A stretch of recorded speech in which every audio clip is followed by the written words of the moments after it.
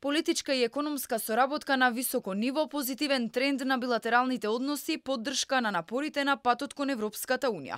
Ова се пораките кои денеска од Вила Водно ги испратија председателот Стево Пендаровски и председателката на Косово Вјоса Османи Садриу.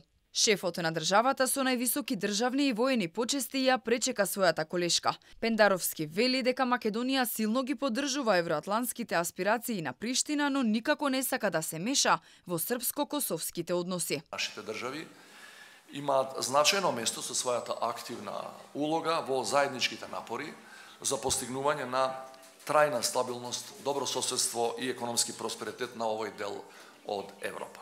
Република Северна Македонија има и ќе продолжи да има еднаков однос и кон Србија и кон Косово. Ние ги признаваме двете држави, имаме амбасади во двете држави.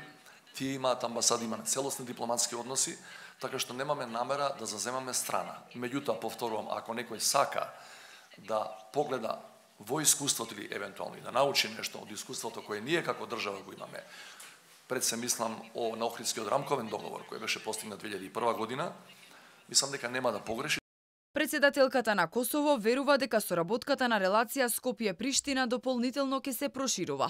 Посочи дека двете земји имаат тесна соработка и во ангажманот за спроведувањето на реформите, бидејќи како што вели, тоа е за доброто на сите земји од регионот. Како две земји кои што имаат заеднички интереси, тие ќе одат заедно во овие обиди кон подобро.